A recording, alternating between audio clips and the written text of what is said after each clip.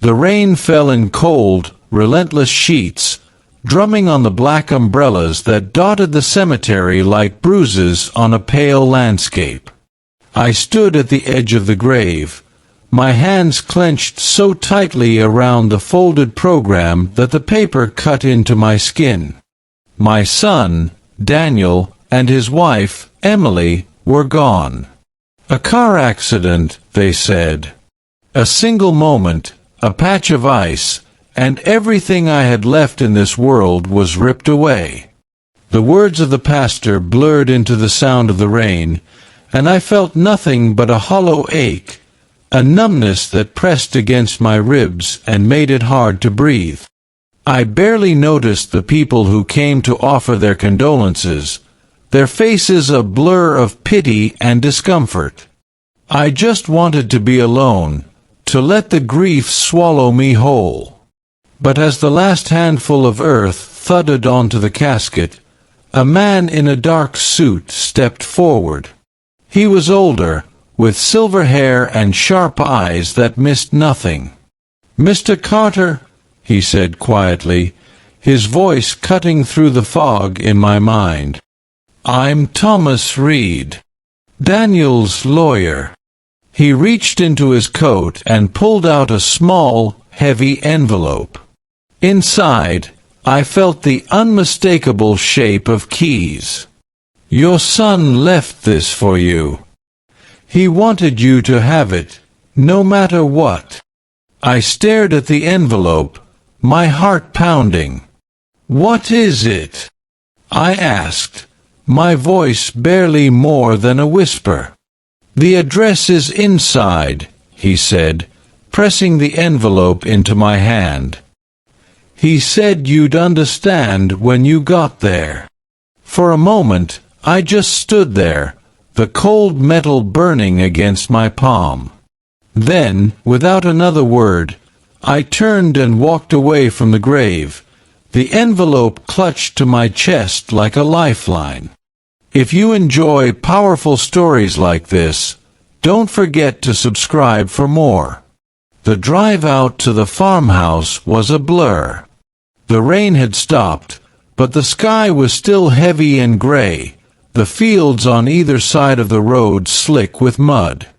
I barely remembered the last time I'd seen Daniel's farmhouse. He'd bought it a few years ago, after he and Emily got married. He'd always said he wanted a place to call his own, somewhere quiet, away from the city. I'd visited once, maybe twice, but we'd never been close. Not since his mother died. There were things we never talked about, wounds that never quite healed. As I pulled up the long gravel driveway, the house loomed out of the mist, its white paint peeling, the porch sagging under the weight of years. I sat in the car for a long moment, staring at the keys in my hand. What could Daniel have possibly left for me here? Why all the secrecy? The front door creaked open with a groan, the hinges protesting after months of neglect. The air inside was thick with dust and the faint, lingering scent of Emily's lavender candles.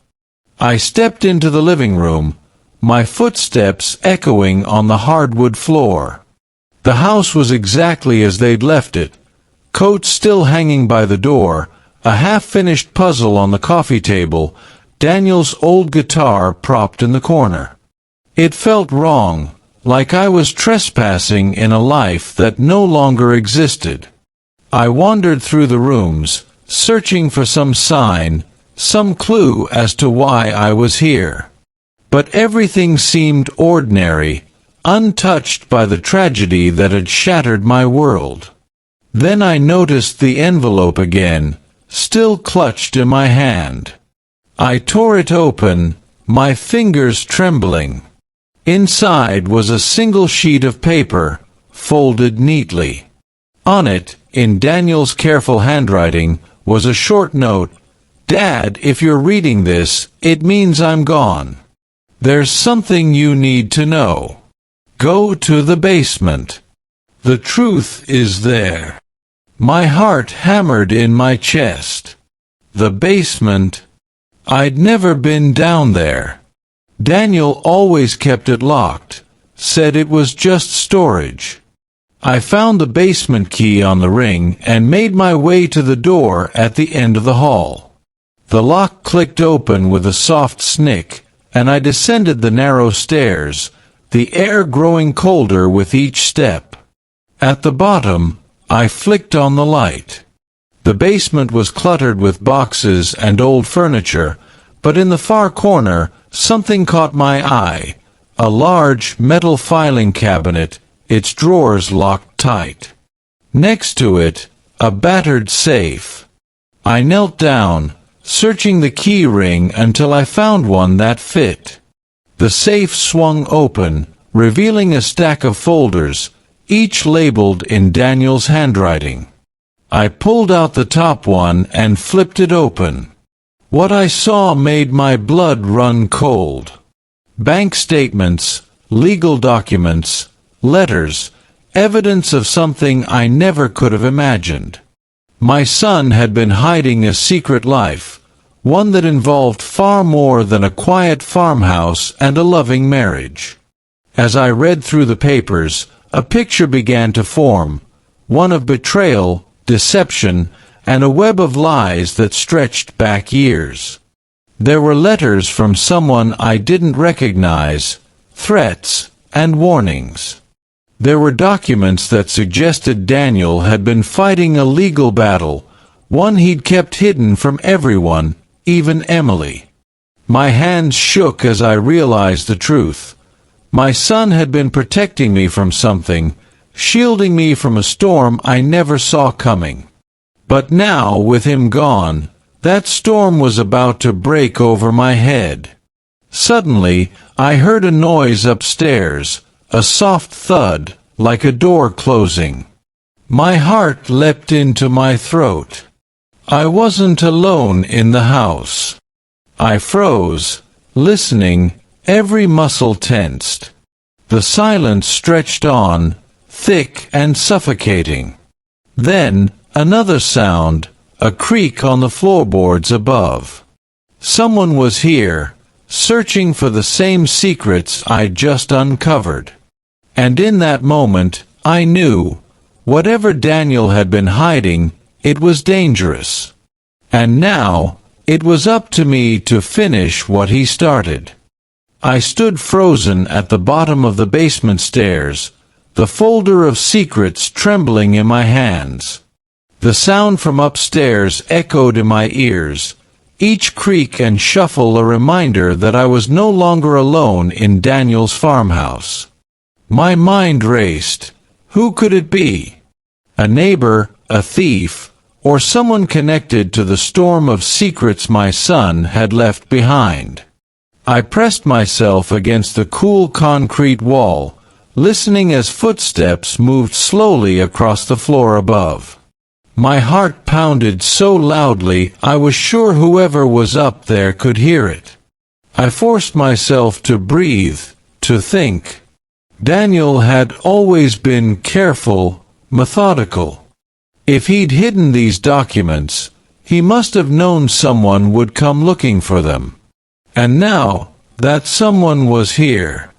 I slipped the folder back into the safe, locking it with shaking hands. I pocketed the smallest file, one labeled, "Dad, read first," and crept up the stairs, careful to avoid the spots that creaked. The living room was empty, but the front door stood ajar, rain blowing in across the threshold. I stepped outside, scanning the yard.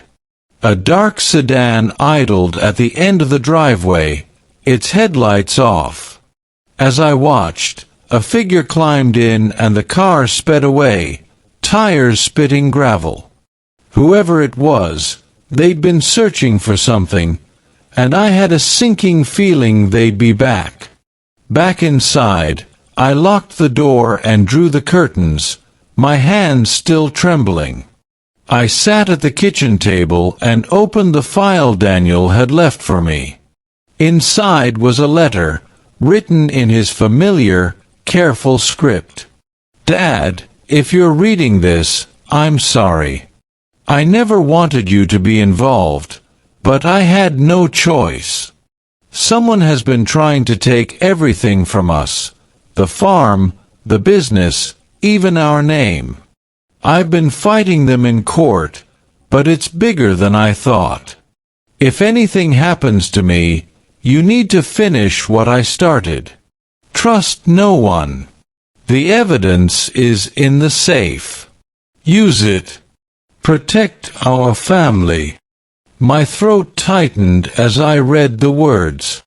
My son had been fighting a battle I never knew existed, and now he was asking me to take up arms in his place. I spent the next hour poring over the documents in the safe. There were court filings, bank records, and a series of threatening letters from a man named Richard Hale, a name I recognized with a jolt.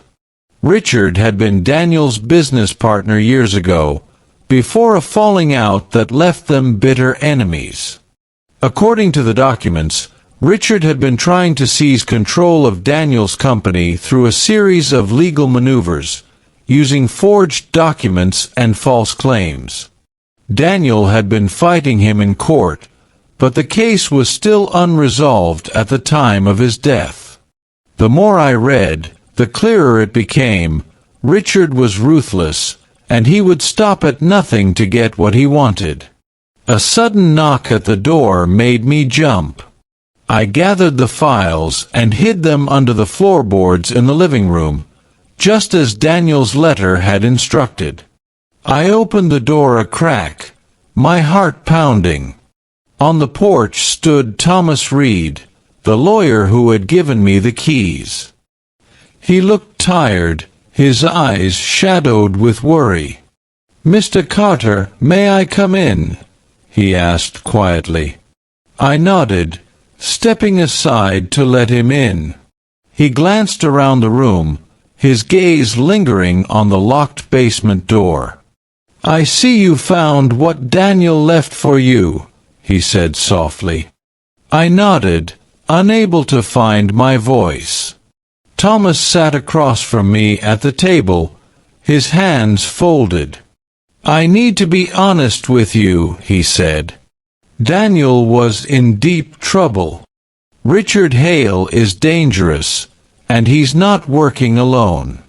There are people in town, people you wouldn't suspect, who are helping him. They want the farm, the business, everything. Daniel was gathering evidence, but he didn't have time to finish. That's why he left it for you. I stared at him, the weight of responsibility settling on my shoulders. "What do I do?"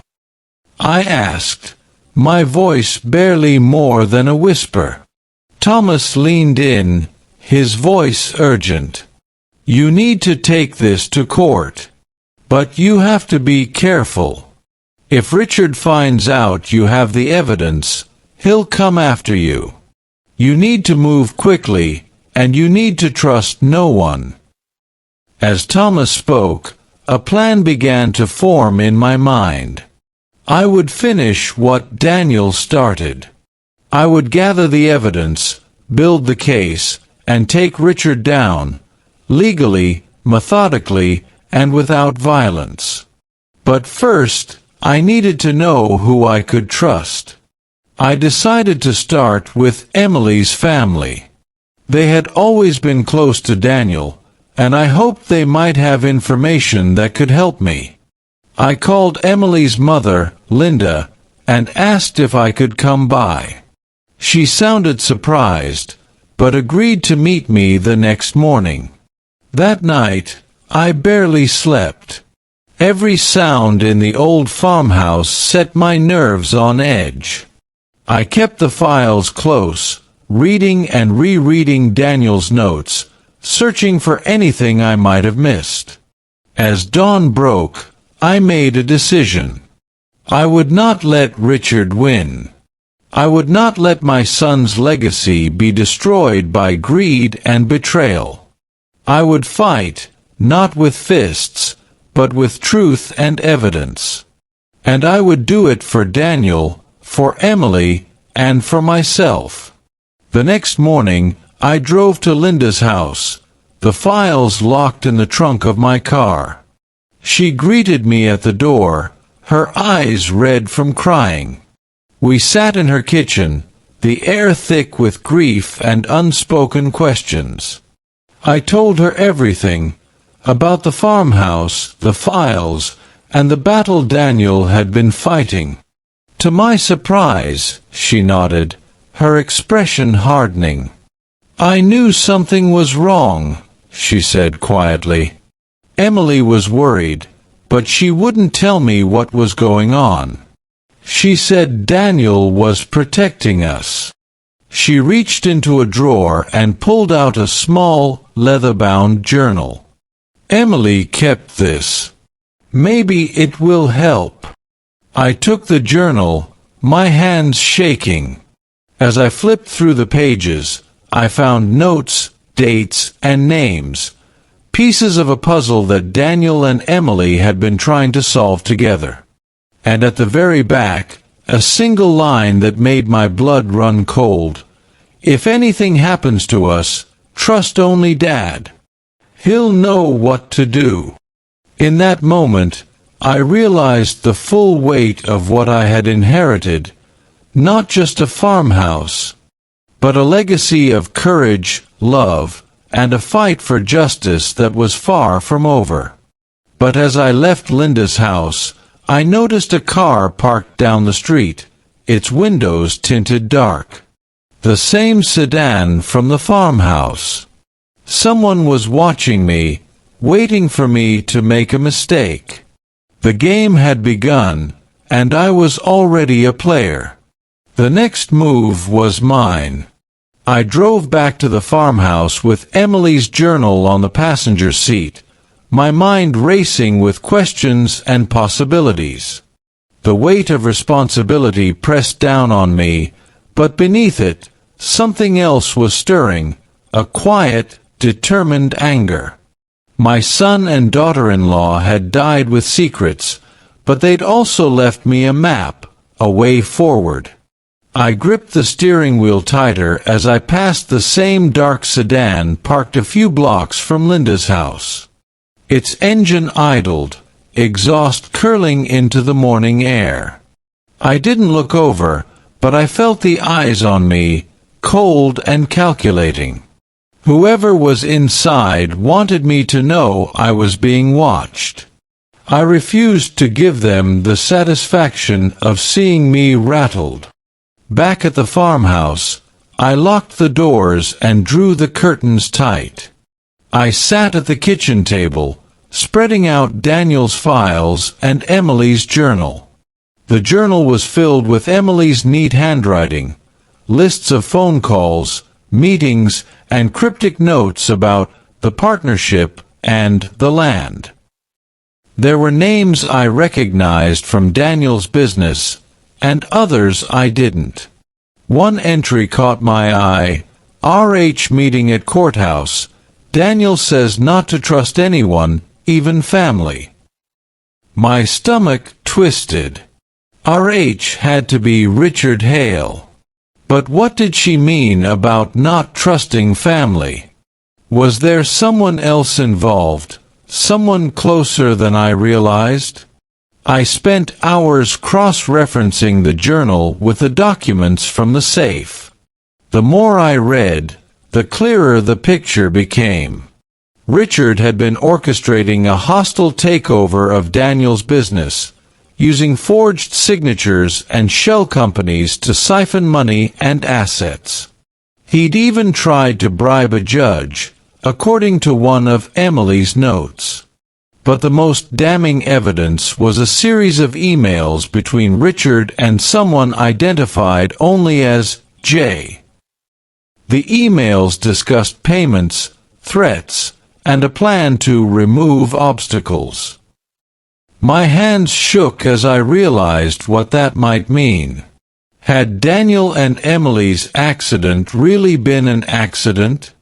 Or was it something far more sinister? A sudden knock at the door jolted me from my thoughts. I hesitated, then peered through the peephole. It was Thomas Reed, the lawyer. I let him in, and he wasted no time. "You're being watched," he said, his voice low. "Richard's people are everywhere. You need to be careful." I nodded, showing him the files and Emily's journal. He scanned the documents, his brow furrowing. "This is enough to open a criminal investigation," he said quietly. "But you need to be smart. If you go to the police now, Richard will know you have the evidence. He'll try to destroy it, and you." I felt a chill run down my spine. "What do you suggest?" I asked. Thomas leaned in, his eyes intense. "We build the case quietly. We gather more evidence, make copies of everything, and prepare to file a civil suit. Once it's in the court system, Richard can't make it disappear. But you have to be ready for a fight." As we spoke, my phone buzzed. A text from an unknown number: "Stop digging or you'll regret it." My blood ran cold. I showed the message to Thomas, who frowned. "He's trying to scare you. Don't let him." But the threat was real, and I knew I couldn't do this alone. I needed allies, people I could trust. I thought of Linda, of Emily's quiet strength, and Daniel's stubborn determination. I owed it to them to see this through. That night, I made copies of every document, every page of Emily's journal. I hid the originals in a safe deposit box at the bank, keeping only the copies at the farmhouse. I started a digital backup, uploading files to a secure cloud account Thomas had set up for me. Every step felt like walking a tightrope, the threat of discovery hanging over me. But with each file I saved, I felt a little stronger, a little more in control. The next day, I met with Thomas at his office. He'd already started drafting the civil suit against Richard, using the evidence we'd gathered. "This will hit him where it hurts," Thomas said, sliding the papers across the desk. "But we need one more thing: proof that Richard bribed the judge. Without that, he could wriggle out of the charges." I remembered Emily's note about a meeting at the courthouse. "What if there's a recording?" I asked. Thomas's eyes lit up. "If there is, it would be enough to bring him down for good." I spent the afternoon combing through Emily's journal, looking for clues. One entry mentioned a storage unit in town, rented under Emily's maiden name. My heart pounded as I realized what it might contain. I drove to the storage facility, the key Emily had taped to the back of her journal clutched in my hand. The unit was small and dusty, filled with boxes of old clothes and books. But in the back, hidden beneath a pile of blankets, I found a small digital recorder. I pressed play, my breath catching as I heard Richard's voice, low and menacing, discussing payments and threats with someone I recognized as Judge Harmon. I copied the recording and brought it straight to Thomas. He listened, his face grim. "This is it," he said. "This is the nail in Richard's coffin." But as we prepared to file the suit, another message arrived: "Last warning. Walk away or you'll end up like them." The threat was clear, but so was my resolve. I would not back down. I would see this through, no matter the cost. That night, as I sat alone in the farmhouse, I felt the weight of Daniel and Emily's legacy settle over me. They had trusted me to finish what they started, to protect our family's name and future. I would not let them down. The battle was just beginning, but for the first time since their deaths, I felt hope, a flicker of light in the darkness, guiding me forward. But as I drifted off to sleep, a new fear crept in. If Richard was willing to kill for what he wanted, what would he do now that he knew I had the evidence? The next move was his, and I had to be ready for anything. The farmhouse felt colder that night, as if the walls themselves were bracing for the storm to come. I barely slept, haunted by the sound of Richard's voice on the recording and the memory of Daniel's steady, determined gaze. When dawn finally broke, I was already at the kitchen table, a mug of coffee growing cold in my hands, the files and journal spread out before me like a battlefield map. Every detail mattered now.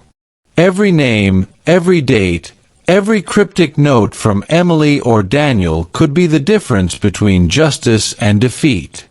I replayed the recording again, listening for anything I might have missed. Richard's arrogance was clear, but so was the judge's fear. "No one will ever know," Judge Harmon whispered on the tape.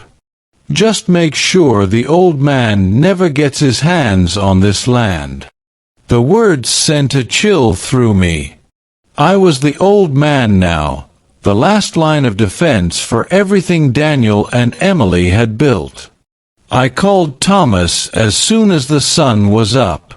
He answered on the first ring, his voice tense but resolute.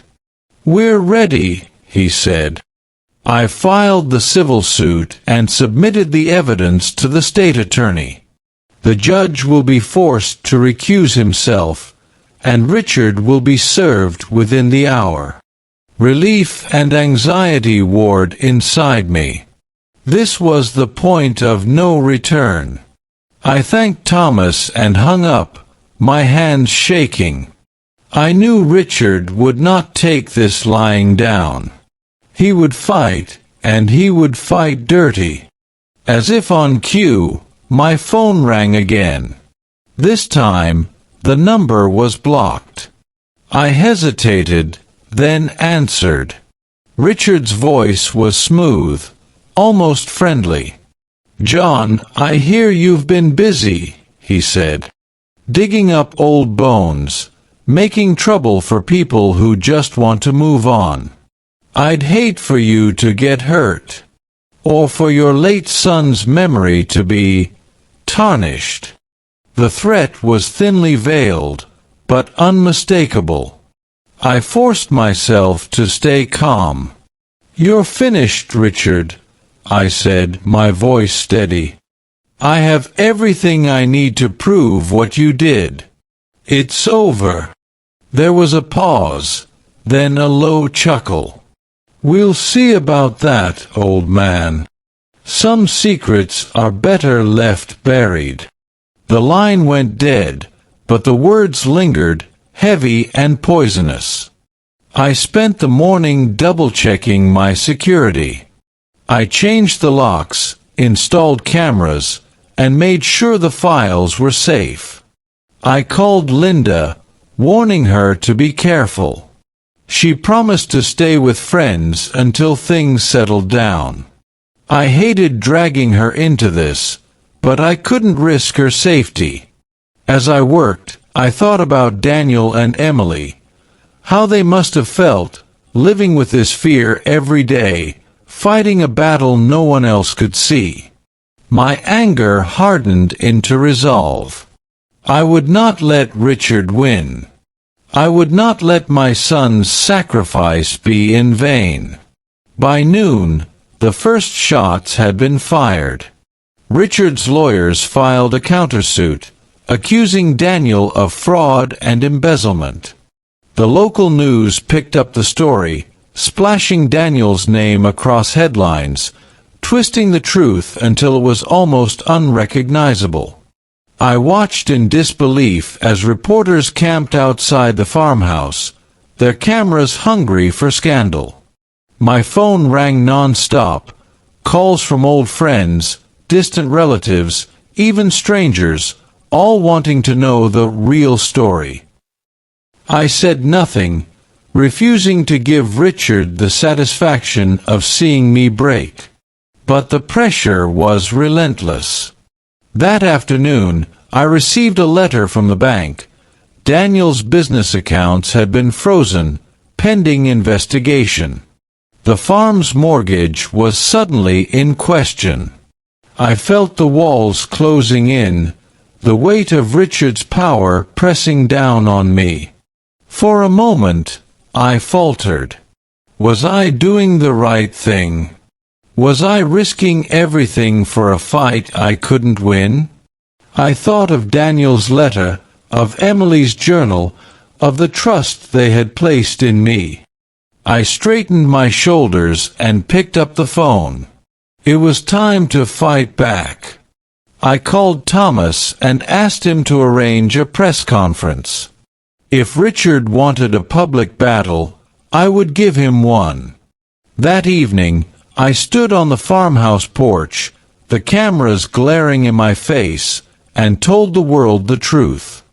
I spoke of Daniel's integrity, of the evidence we had uncovered, of the threats and the bribes. I held up Emily's journal, reading her words aloud. If anything happens to us, trust only Dad. He'll know what to do. The reporters listened in stunned silence. For the first time, the narrative began to shift. People started to see Daniel not as a villain, but as a victim, a man who had fought to protect his family and his legacy. The backlash was immediate. Richard's lawyers tried to discredit me, calling me a bitter old man chasing ghosts. But the evidence was too strong. The recording of Richard and Judge Harmon was leaked to the press, sparking outrage and calls for an official investigation. The judge was suspended, and Richard's allies began to distance themselves, their loyalty crumbling under the weight of public scrutiny. But Richard himself remained defiant, vowing to destroy me and everything I cared about. That night, as I sat alone in the farmhouse, I felt a strange sense of calm. The battle was far from over, but for the first time, I felt like I was winning. I thought of Daniel and Emily, of the love and courage that had carried them through their darkest days. I whispered a promise into the quiet. I will not let you down. I will see this through. But as I turned off the lights and climbed the stairs to bed, I caught a glimpse of movement outside, a shadow slipping through the trees at the edge of the property. My heart pounded, but I refused to be afraid. I had come too far to turn back now. Whatever Richard had planned next, I would be ready. The truth was on my side, and I would fight for it with everything I had.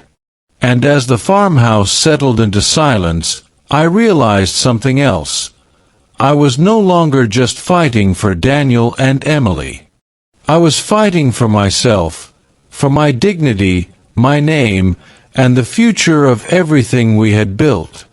The next chapter of this battle would be fought in the courtroom, but I was no longer the broken man who had stood at their graves.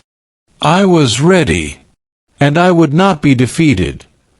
The days that followed felt like a blur of headlines, legal documents, and sleepless nights. Every morning, I woke to a new wave of news stories, some sympathetic, others cruel.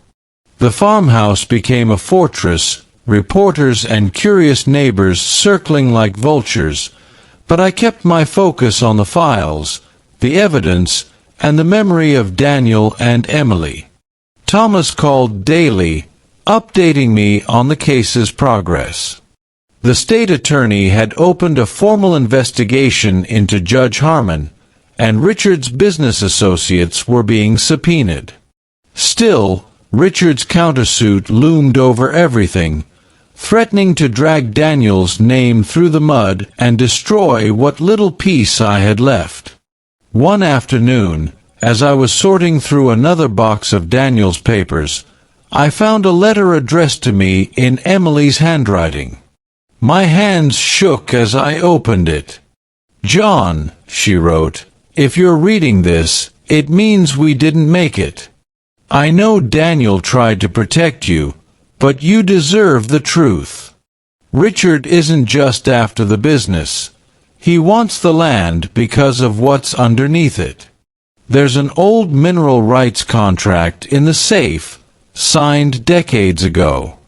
Daniel found out the land is worth millions, and Richard will do anything to get it. Please, don't let him win. Trust Thomas. Trust yourself." The words hit me like a punch. Suddenly, everything made sense. The threats, the relentless legal attacks, the desperation in Daniel's final days. This wasn't just about pride or revenge. It was about a fortune hidden beneath the soil, a secret that could change everything. I called Thomas immediately, reading him Emily's letter. He was silent for a moment, then said, "This changes the entire case. If we can prove Richard knew about the mineral rights and tried to obtain them through fraud, it's not just civil, it's criminal. We need that contract." I hurried to the basement, heart pounding, and dug through the safe until I found a yellowed envelope marked "Mineral Rights, 1952. Inside was a contract, signed by Daniel's grandfather, granting full rights to any minerals found on the property to the Carter family. The document was old but legally binding. I scanned it and sent a copy to Thomas, who promised to add it to the evidence for the upcoming hearing. That night, as I sat in the living room, the phone rang again. This time, it was Linda. Her voice trembled. "John, someone's been calling me, threatening me if I talk to you again. I'm scared." My anger flared, but I kept my voice calm. "Stay with your sister, Linda. Don't answer any calls you don't recognize. I'll handle this." After we hung up, I stared at the fire, rage and fear warring inside me. Richard was getting desperate, lashing out at anyone he thought might help me. But he'd underestimated the strength of a father's love, and the power of the truth. The next morning, Thomas called with news. "The judge has set a preliminary hearing for next week. Richard's lawyers are trying to delay, but the state attorney is pushing for a quick resolution. We need you to testify, John. You're the only one who can explain the history of the land, the business, and the threats." I agreed, my resolve hardening. I would stand in that courtroom and tell the world what Daniel and Emily had fought for. I would not let Richard rewrite our story. As the hearing approached, the tension in town grew. Old friends reached out, some offering support, others warning me to back down. Even the local sheriff stopped by the farmhouse, his tone cautious. "You're stirring up a hornet's nest, John. Be careful." I thanked him, but inside, I knew there was no turning back. I spent the days leading up to the hearing preparing with Thomas, reviewing every document, every timeline, every piece of evidence. We rehearsed my testimony until I could recite it in my sleep. The night before the hearing, I walked the fields behind the farmhouse, the moonlight silver on the tall grass. I thought of Daniel as a boy, running through these fields, dreaming of a future he'd never see. I thought of Emily, her laughter echoing in the kitchen, her quiet strength in the face of fear. I whispered a promise to them both. I will not let you down. I will see this through. The morning of the hearing dawned gray and cold. I dressed in my best suit, the one I'd worn to Daniel and Emily's funeral, and drove to the courthouse with Thomas. The building was swarming with reporters, their cameras flashing as I walked inside. Richard was already there, flanked by his lawyers, his face a mask of smug confidence. But I saw the flicker of uncertainty in his eyes as I passed. He knew the tide was turning. Inside the courtroom, the judge called the case to order. Thomas presented our evidence, Daniel's files, Emily's journal, the mineral rights contract, and the damning recording of Richard and Judge Harmon. I took the stand, my voice steady as I told our story. I spoke of Daniel's integrity, Emily's courage, and the threats that had haunted our family. I read from Emily's letter, her words ringing out in the silent courtroom. Please, don't let him win. Trust Thomas. Trust yourself. The judge listened intently, his expression grave. When it was Richard's turn, his lawyers tried to discredit me, painting me as a bitter old man chasing ghosts. But the evidence was overwhelming. The judge ordered a full investigation into Richard's business dealings and froze his assets pending the outcome. As I left the courthouse, the reporters swarmed me, shouting questions. I said only this: my son and daughter-in-law died protecting our family. I owe it to them to finish what they started. That night, back at the farmhouse, I allowed myself a moment of hope. The battle was not over, but for the first time, I felt the weight begin to lift. I had stood up for Daniel and Emily, for our family's name, and for the truth. And as I looked out over the fields, I knew I was not alone. Their courage lived on in me, guiding me through the darkness, toward the justice they deserved. The courthouse was quieter the next day, but the tension in the air was unmistakable. News of the hearing had spread quickly, and the town was buzzing with rumors. Some people called to offer support, others kept their distance, wary of getting caught in the crossfire. I tried to ignore the whispers, focusing instead on the next steps. Thomas and I met in his office, the walls lined with boxes of evidence. He looked tired, but there was a spark in his eyes, a sense that, for the first time, we had the upper hand. The judge's order to freeze Richard's assets is a game changer, he said, sliding a stack of papers across the desk. He can't pay his lawyers, can't move money, can't buy influence. He's cornered, and desperate men make mistakes. I nodded, feeling a grim satisfaction. For so long, Richard had operated in the shadows, using fear and money to get what he wanted. Now, the spotlight was on him, and every move he made was being watched. Still, I knew better than to underestimate him. Desperation could make a man dangerous. As if to prove the point, my phone buzzed with another anonymous message.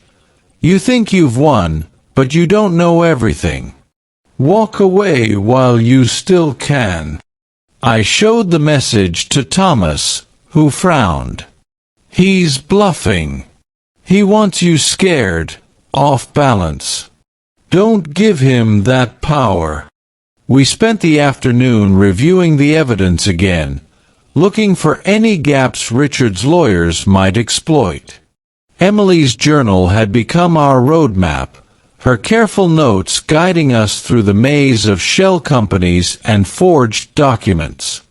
One entry stood out: RH meeting with Jay. At the old mill, Daniel said to record everything. I remembered the digital recorder from the storage unit and realized there might be more files on it. I brought it to Thomas, and together we listened to the remaining recordings. One, dated just days before the accident, caught our attention. Richard's voice was unmistakable, but this time he was speaking to someone else, a woman. "If the Carters won't sell, we'll make them. I want that land, and I don't care what it takes." The woman's voice was muffled, but her words were chilling. "Leave it to me. They'll be out of the picture soon." A cold dread settled over me. Was it possible Daniel and Emily's deaths weren't an accident after all? I looked at Thomas, who was already dialing the state attorney. "This is attempted murder, John. If we can identify the woman, we can tie Richard to the crash." The attorney agreed to open a criminal investigation, and suddenly the stakes were higher than ever. I felt a surge of guilt and anger. Guilt for not seeing the danger sooner, anger at Richard for his relentless greed. But beneath it all was a growing sense of purpose. I would not let Daniel and Emily's deaths be in vain. That evening, I returned to the farmhouse, the weight of the day pressing down on me. I sat at the kitchen table, staring at the old family photos on the wall. Daniel as a boy, grinning in the sunlight. Emily, her arm around him, her eyes full of hope. I whispered a promise to them: "I will not stop until the truth is known. I will not let fear win." As night fell, I heard a car pull up outside. My heart raced, but when I looked through the window, I saw Linda stepping out, her face pale but determined. She hurried inside, clutching a folder to her chest. "I found this in Emily's things," she said, her voice trembling. "It's a list of everyone Richard paid off: judges, lawyers, even people in the sheriff's office. Emily was going to give it to Daniel, but she was scared." I took the folder, my hands shaking. Inside were names, dates, amounts, enough to blow Richard's operation wide open. I called Thomas, who told me to bring the folder to his office first thing in the morning. "This is the final piece, John. With this, we can take down everyone involved." I thanked Linda, who hugged me tightly before leaving. As I watched her drive away, I felt a surge of gratitude and a renewed sense of responsibility. So many people had risked so much to help me. I could not let them down. That night, I barely slept. Every sound outside made me jump, every shadow seemed to move. But I kept the folder close, determined to see this through. At dawn, I drove to Thomas's office, the folder on the seat beside me. We spent hours making copies, cataloging every name and transaction. The state attorney arrived, his face grim as he reviewed the evidence. "This is enough to indict Richard and his entire network," he said. "You've done more than just save your family's legacy, Mr. Carter. You've exposed a criminal enterprise." The news broke that afternoon. Richard Hale was arrested, along with Judge Harmon and several others named in Emily's list. The town was in shock, the story making headlines across the state. For the first time, I felt the weight begin to lift. Justice was finally within reach. But as I stood on the farmhouse porch that evening, watching the sun set over the fields, I knew the fight wasn't over. There would be trials, appeals, and more sleepless nights. But I was no longer alone. I had allies, evidence, and the truth on my side. And as the first stars appeared in the sky, I felt Daniel and Emily's presence beside me, a quiet strength, a promise kept. The next chapter would be the hardest yet, but I was ready.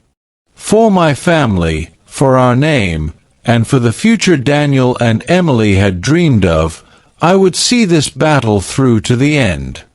The morning after Richard's arrest, the farmhouse was filled with a strange, almost fragile sense of peace. For the first time in weeks, I woke without dread pressing on my chest. The headlines were everywhere: local businessman arrested in fraud, bribery, and conspiracy case, and the town was buzzing. Some neighbors called to apologize for doubting Daniel, others sent casseroles or cards, their words awkward but sincere. I accepted it all with quiet gratitude, but my mind was already on the next steps. The legal battle was far from over. Richard's lawyers would fight tooth and nail, and the network of corruption he'd built wouldn't crumble overnight.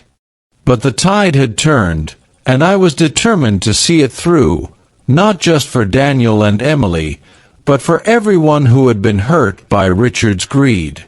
Thomas called early, his voice more energized than I'd ever heard it. "The state attorney wants you to testify at the grand jury hearing," he said. "Your testimony, combined with the evidence, will be the final nail in Richard's coffin. Are you ready?" I didn't hesitate. "I'm ready, Thomas. Let's finish this." We spent the day preparing, going over every detail: dates, names, the sequence of events. I practiced my statement until the words felt like armor, each one a shield against the lies Richard's team would try to spin. The night before the hearing, I walked the fields again, the air crisp and clear. I thought of Daniel and Emily, of the courage it took for them to stand up to Richard, even when it cost them everything. I promised them, once more, that I would not let their sacrifice be in vain. The courthouse was packed the next morning. Reporters lined the steps, their cameras flashing as I arrived with Thomas. Inside, the atmosphere was tense, the air thick with anticipation. Richard sat at the defense table, his face pale and drawn, his confidence finally cracked. I took the stand, my hands steady, my voice clear. I told the grand jury everything: how Daniel had discovered the mineral rights, how Richard had tried to steal the land, how he'd bribed officials and threatened anyone who stood in his way. I read from Emily's journal, her words a testament to the fear and hope that had driven her and Daniel to fight. I handed over the folder Linda had found, the list of names and payments that tied Richard's entire operation together. As I spoke, I watched the jurors' faces. Some were shocked, others angry, a few moved to tears. When I finished, the prosecutor asked one final question: "Mr. Carter, why did you keep fighting, even when it seemed hopeless?" I looked at the jury, at Richard, at the judge. Because my son and daughter-in-law believed in doing what was right, no matter the cost. Because the truth matters. And because I refused to let their memory be destroyed by lies and greed. The courtroom was silent for a long moment, then the judge nodded, signaling the end of my testimony. Afterward, Thomas and I stepped outside into a sea of reporters. I kept my statement brief, refusing to gloat or point fingers. This was never about revenge, I said. It was about justice, and about honoring the people I loved. The cameras clicked, the questions flew, but I felt a calm resolve settle over me. I had done what I came to do. Now, it was in the hands of the law. The grand jury deliberated for hours, but the outcome was never really in doubt. Richard was indicted on multiple counts: fraud, conspiracy, bribery, and, most damning of all, attempted murder. Judge Harmon and several others were also charged, their careers and reputations in ruins. The news spread quickly, and for the first time, people began to speak openly about the fear and corruption that had gripped the town for years. Old wounds were exposed, but so was a new sense of hope. If justice could be done for Daniel and Emily, maybe it could be done for others, too. That evening, I returned to the farmhouse, exhausted but relieved. Linda called, her voice trembling with emotion. "You did it, John. You really did it." I thanked her, my own voice thick with gratitude. "We did it, Linda. Daniel and Emily did it. We just finished what they started." As I hung up, I looked around the old farmhouse, the walls filled with memories.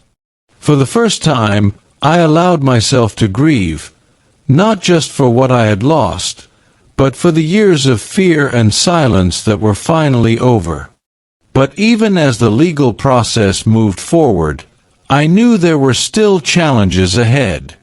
Richard's lawyers would appeal, and the trials would drag on. The business would need rebuilding, the land would need tending, and the scars left by betrayal would take time to heal. Yet, for the first time, I felt ready to face it all. I was no longer the broken man who had stood at Daniel and Emily's graves. I was stronger, wiser, and determined to honor their legacy in every way I could. As night fell, I sat on the porch, the farmhouse quiet around me. The stars were bright, the air cool and clean. I thought of Daniel and Emily, of the love and courage that had carried them through their darkest days. I whispered a final promise into the night. "I will protect what you built. I will keep your memory alive. And I will never let the darkness win again." But as I closed my eyes, I knew this was not the end. It was a new beginning, a chance to rebuild, to heal, and to live with the dignity and strength my family deserved. The fight for justice had changed me, but it had also set me free. And as the first light of dawn crept over the fields, I knew I was exactly where I was meant to be. The days after the grand jury's decision passed in a strange, suspended calm. The farmhouse, once a place of fear and secrets, now felt like a sanctuary. I spent my mornings walking the fields, breathing in the crisp autumn air, letting the quiet settle my nerves. The legal process churned on in the background. Richard's bail hearing, the first motions from his lawyers, the slow grind of justice, but for the first time, I felt a sense of control. The evidence was overwhelming, the town was behind me, and Thomas assured me that the case against Richard and his network was airtight. Still, I couldn't shake the feeling that something was unfinished, that a final piece of the puzzle was waiting to be found. One afternoon, as I was sorting through a box of Daniel's old things in the attic, I found a small, locked tin. The key was taped to the bottom, and inside were photographs. Dozens of them, some faded with age, others recent. They showed Daniel and Emily at the farmhouse, laughing in the kitchen, working in the fields, holding hands on the porch. But mixed in were other photos. Richard meeting with Judge Harmon at a diner, envelopes changing hands, a woman I recognized from the recording, her face half-turned, but unmistakable. My heart pounded as I realized what I was holding. Visual proof of the conspiracy, evidence that could end any doubt about what had happened. I called Thomas immediately, and he drove out to the farmhouse that evening. We spread the photos across the kitchen table, piecing together the timeline. "This is it, John," he said, his voice full of awe. "This is the final nail. With these, there's no way Richard or his lawyers can claim ignorance or frame this as a misunderstanding. You've got them." Relief washed over me, but it was mixed with sorrow. Daniel and Emily had lived in fear, documenting every threat, every meeting, every shadow that crossed their path. They had left me everything I needed to finish their fight, but at a terrible cost. The next day, Thomas submitted the photographs to the state attorney, and the prosecution's case became unbreakable. The woman from the recording, identified as a private investigator hired by Richard, was arrested, and under pressure, she agreed to testify in exchange for a lighter sentence. Her testimony confirmed what I had feared. The accident that killed Daniel and Emily was no accident at all. Richard had ordered her to scare them off the road, never expecting it would end in tragedy. The revelation sent shockwaves through the town, and for a moment I felt the old anger flare up inside me. But I forced myself to focus on the bigger picture. Justice was being served, and Daniel and Emily's story would finally be told in full. As the trial date approached, I found myself reflecting on everything that had happened. The farmhouse, once a symbol of loss, had become a place of strength. I spent my evenings on the porch, watching the sun set over the fields, thinking of Daniel and Emily, of the life they had built and the courage they had shown. Linda visited often, bringing food and company, her presence a comfort in the long, quiet nights. We talked about the future, about rebuilding the business, restoring the land, and honoring Daniel and Emily's memory in everything we did. The trial itself was a spectacle. The courtroom was packed every day, the media camped outside, the town divided between those who had feared Richard and those who had profited from his schemes. I took the stand again, this time with the photographs and recordings as evidence. The prosecutor laid out the case with precision, and the defense had little to offer in response. Richard sat stone-faced, his arrogance gone, replaced by a hollow, desperate anger.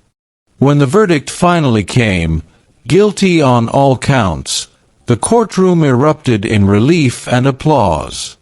I felt a weight lift from my shoulders, a burden I had carried for too long finally set down.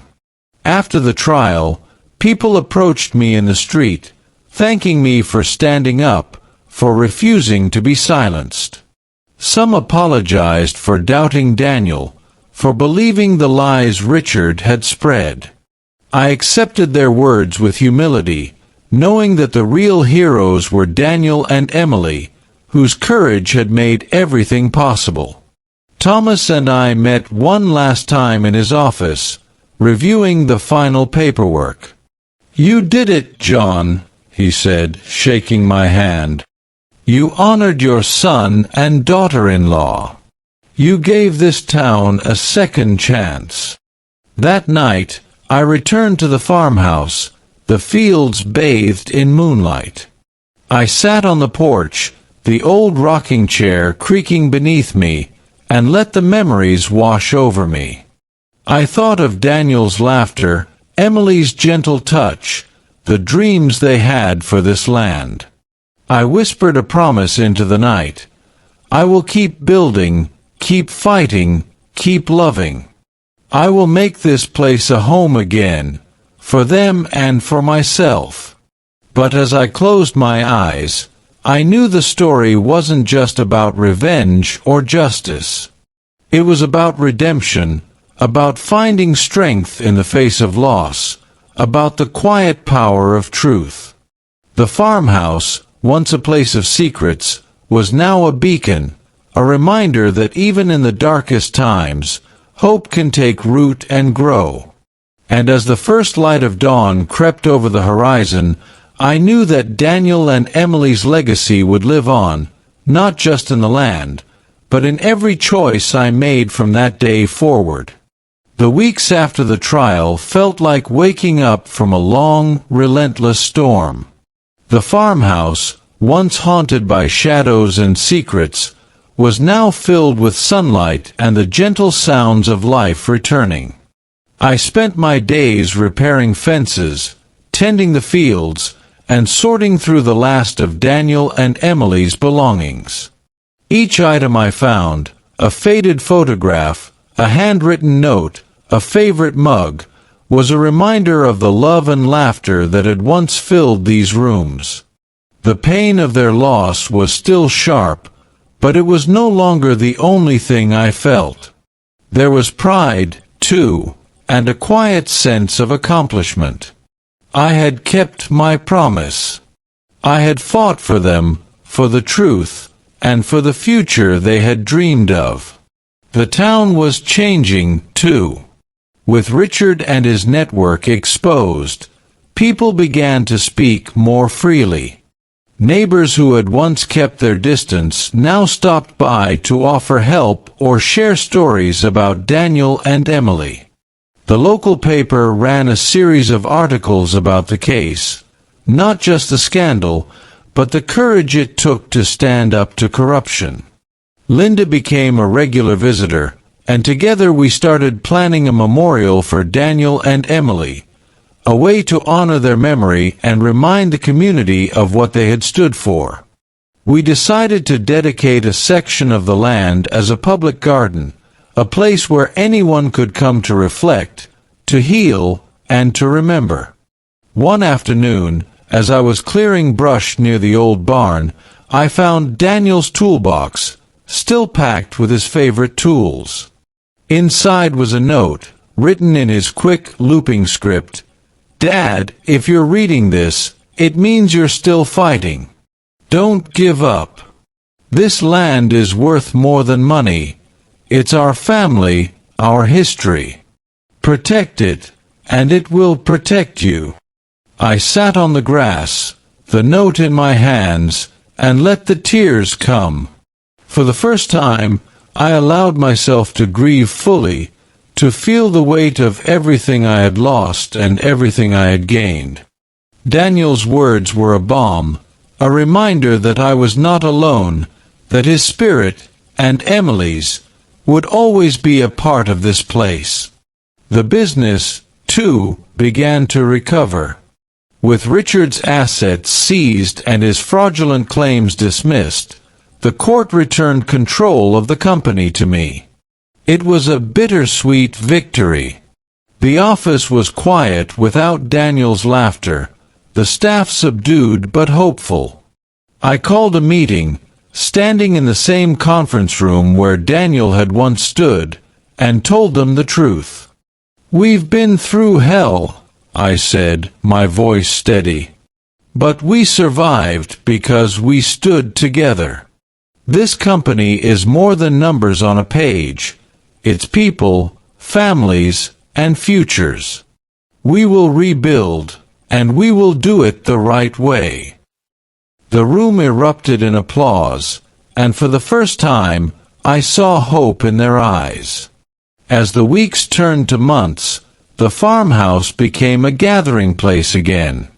Linda and I hosted dinners for friends and neighbors, filling the rooms with warmth and laughter. The public garden took shape, with volunteers planting flowers and trees, each one a living tribute to Daniel and Emily. On the day of the dedication, the whole town turned out. I stood at the edge of the garden, looking out over the crowd, and felt a deep sense of peace. I spoke briefly, my words simple but heartfelt. Daniel and Emily believed in this land, in this community, and in each of you. Let this garden be a reminder that even in the darkest times, we can find light if we stand together. After the ceremony, I walked the paths of the garden, the scent of fresh earth and blooming flowers in the air. Children played among the trees, their laughter echoing across the fields. I thought of Daniel and Emily, of the life they had built and the legacy they had left behind. I knew there would still be hard days, moments when the grief would return, sharp and sudden. But I also knew that I was stronger now, forged by loss and tempered by love. One evening, as the sun set over the fields, Linda joined me on the porch. We sat in comfortable silence, watching the sky turn gold and pink. She reached over and took my hand, her grip warm and steady. "You did it, John," she said softly. "You gave them justice. You gave all of us hope." I squeezed her hand, feeling the truth of her words settle in my heart. "I couldn't have done it alone," I replied. "Daniel and Emily, they were the brave ones. I just followed their lead." As darkness fell, I thought about the journey I had taken, the grief, the fear, the fight for justice.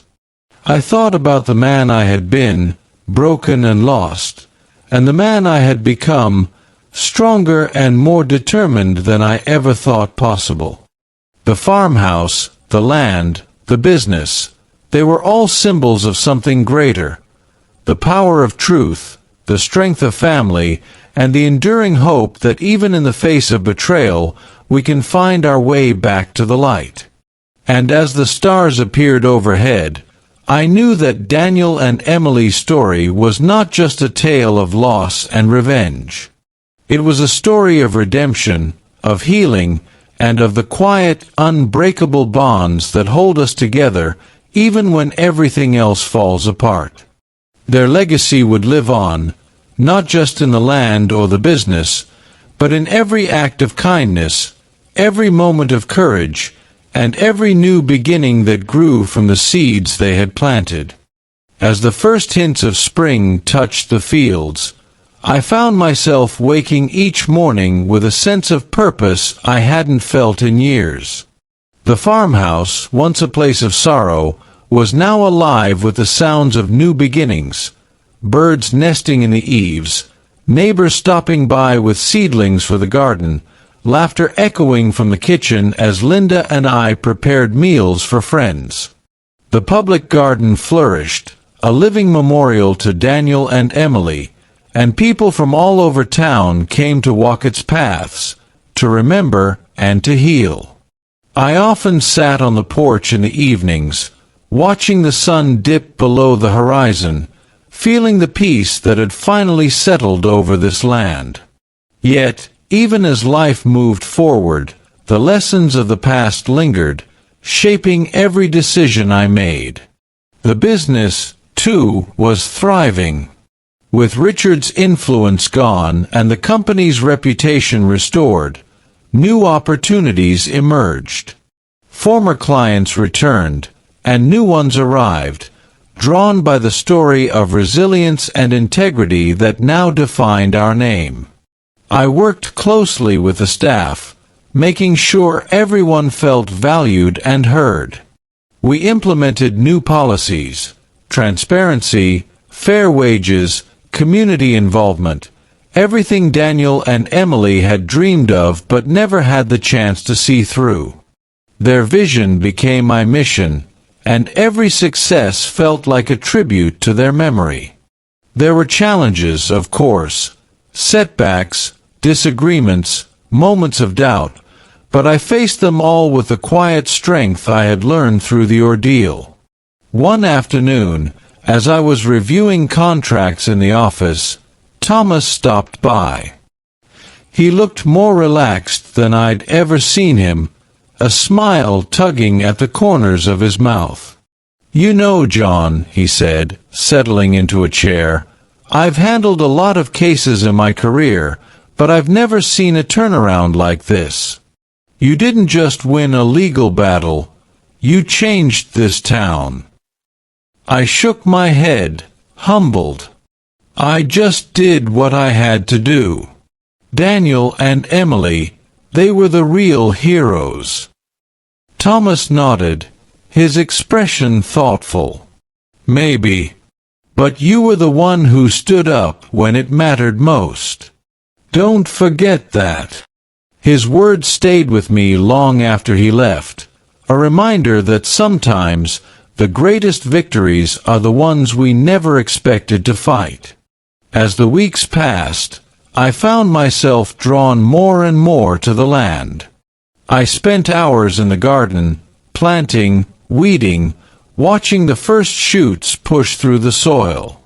It was hard work, but it brought a sense of peace I hadn't known in years.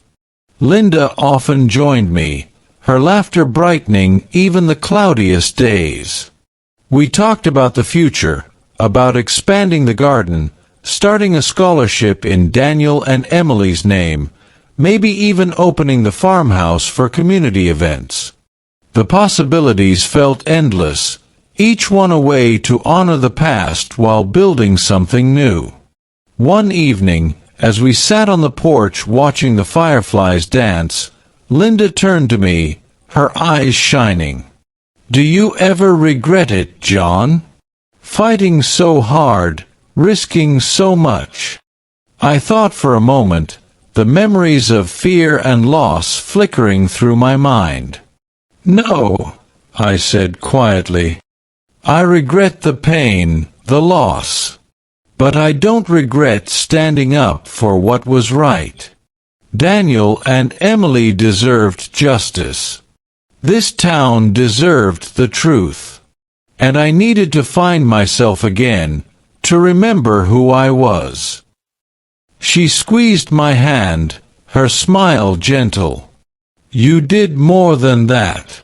You gave all of us hope." The next day, I received a letter from the state attorney's office. The final appeals had been denied. Richard and his co-conspirators would serve long sentences, their power broken for good. The news brought a sense of closure, a final chapter in a story that had once seemed endless. I walked the fields that evening, the air sweet with the promise of rain, and felt a deep, abiding gratitude. I had survived the storm. I had kept my promise. And now, I was free to build a new life, one rooted in truth, love, and the quiet dignity that comes from facing the darkness and choosing to stand in the light. As spring deepened, the farmhouse became a place of celebration. We hosted a community picnic in the garden, inviting everyone who had helped along the way. There was music, laughter, and stories shared beneath the wide, open sky. I looked around at the faces, old friends, new neighbors, children running through the grass, and felt a sense of belonging I hadn't known in years. Daniel and Emily's presence was everywhere, in the flowers that bloomed, in the laughter that filled the air, in the hope that had taken root in all of us. That night, as the last guests drifted home and the stars appeared overhead, I sat alone on the porch, the farmhouse quiet around me.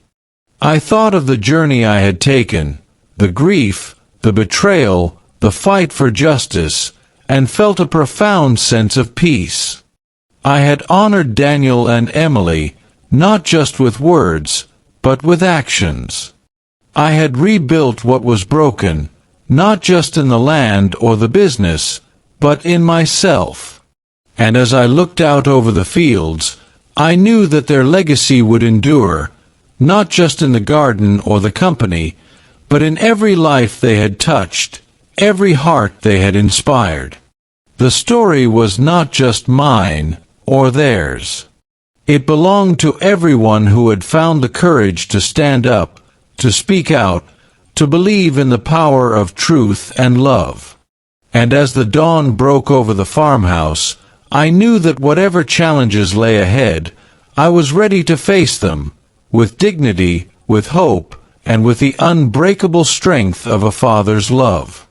Summer arrived with a gentle warmth that seemed to seep into the very bones of the farmhouse. The garden Daniel and Emily had inspired was now in full bloom, a riot of color and life that drew visitors from across the county. Children played among the sunflowers, couples strolled the winding paths, and old friends gathered under the shade of the oaks to share stories and laughter. The farmhouse itself had become a symbol of resilience, a place where pain had been transformed into hope, and where the past was honored even as the future was embraced. I found myself busier than ever, not just with the land and the business, but with the steady stream of people who came seeking advice, comfort, or simply a listening ear. It was a role I never expected, but one I accepted with gratitude. The business continued to thrive, its reputation stronger than ever. We launched a scholarship in Daniel and Emily's name, offering opportunities to local students who wanted to study agriculture, law, or community service. The first recipients visited the farmhouse to thank me, their excitement and ambition a living tribute to the dreams Daniel and Emily had shared. I saw in them the same spark I'd seen in my son, the same determination to make a difference, to build something lasting. It filled me with pride, and a sense of purpose that went beyond profit or legacy. This was about giving back, about ensuring that the lessons we'd learned through hardship would help others find their own path. Linda became my closest companion, her presence a steady comfort through the long days and quiet nights. We worked side by side in the garden, planned community events, and spent evenings on the porch, watching the fireflies and talking about everything and nothing. Our friendship deepened into something more, a quiet, steady love that grew not from passion, but from shared experience and mutual respect. We never rushed it, never forced it.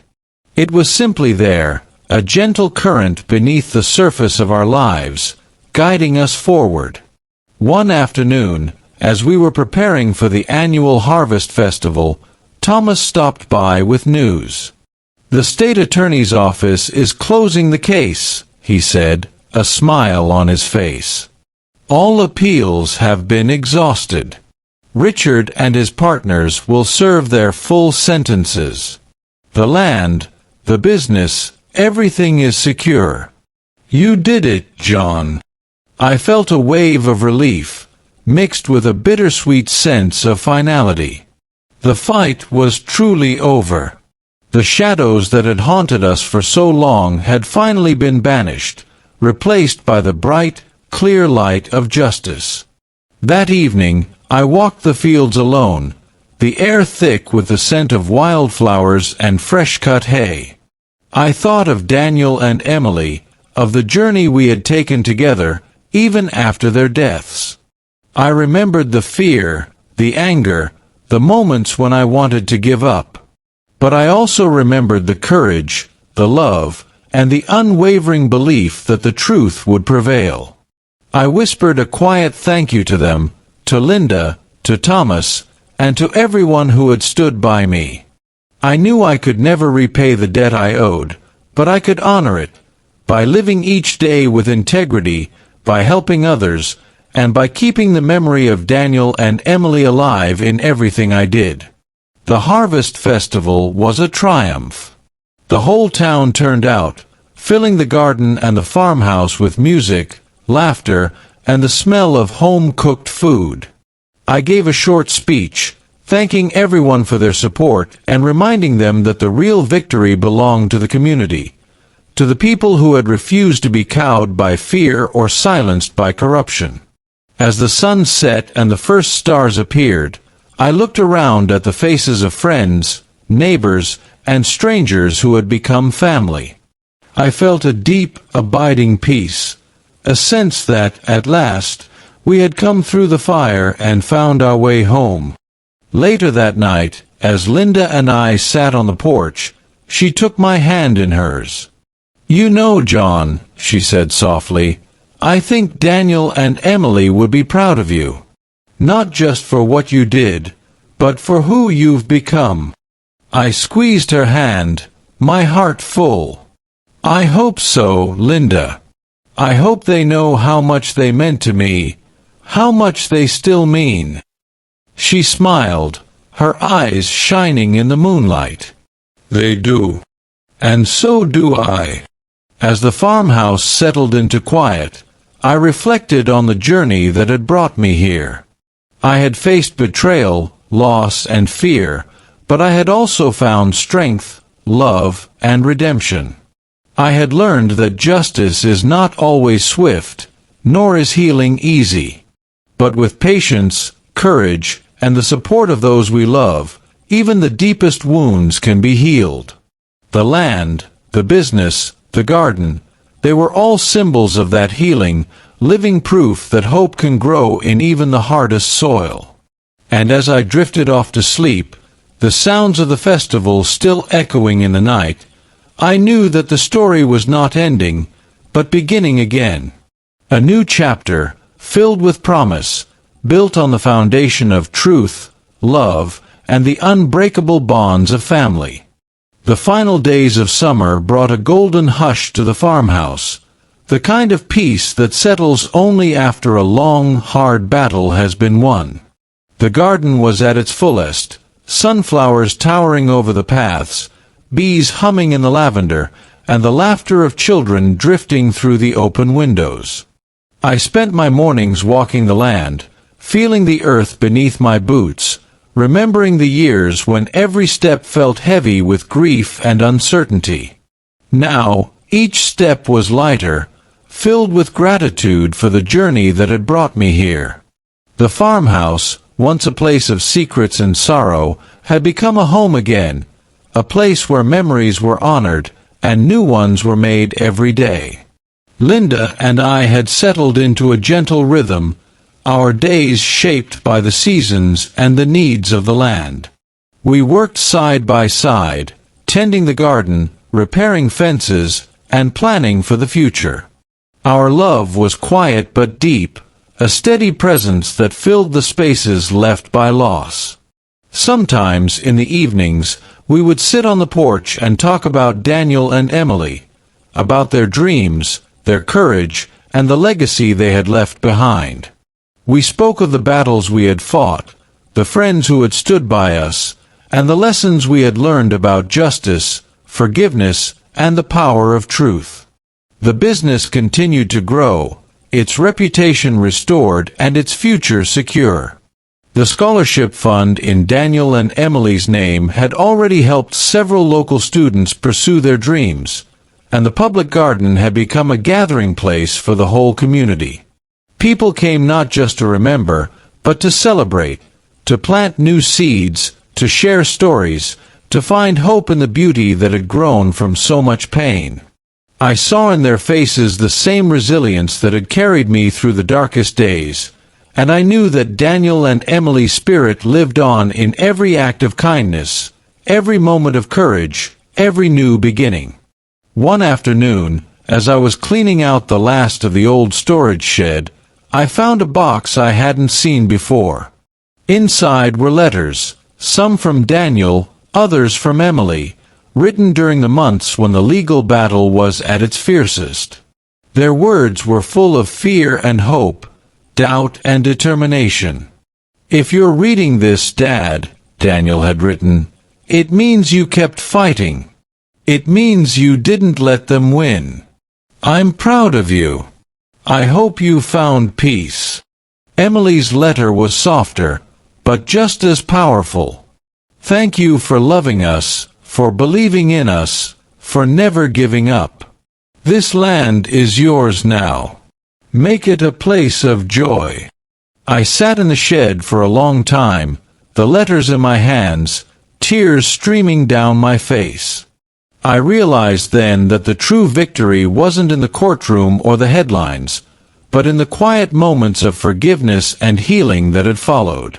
I had learned to let go of anger, to trust again, to open my heart to love and hope. I had found peace, not by forgetting the past, but by honoring it, by building something beautiful from the ashes of loss.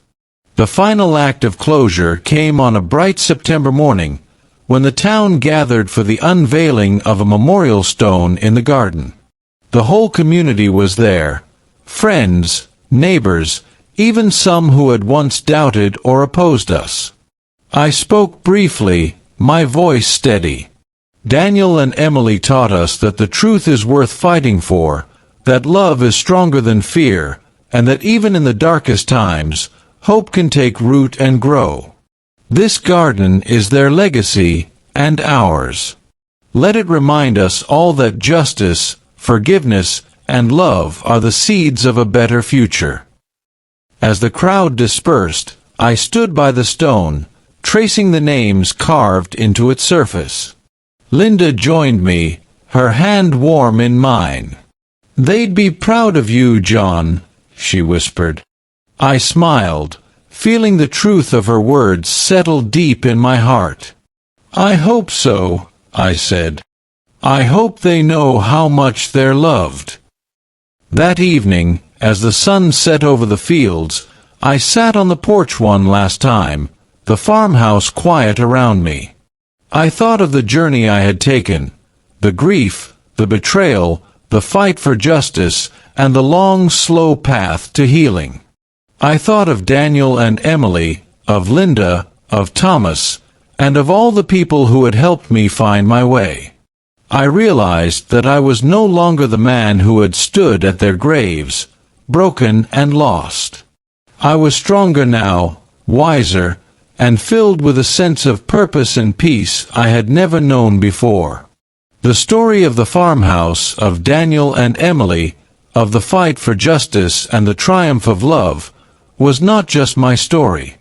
It belonged to everyone who had ever faced loss, who had ever been betrayed, who had ever found the courage to stand up and fight for what was right. It was a story of redemption, of hope, and of the quiet, unbreakable bonds that hold us together even when everything else falls apart.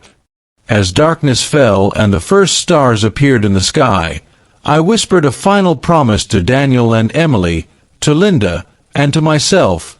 I will keep building, keep loving, and keep believing in the power of truth. Whatever the future holds, I am ready. The farmhouse is home. The past is honored. And the seeds of hope will keep growing, season after season, for as long as I live.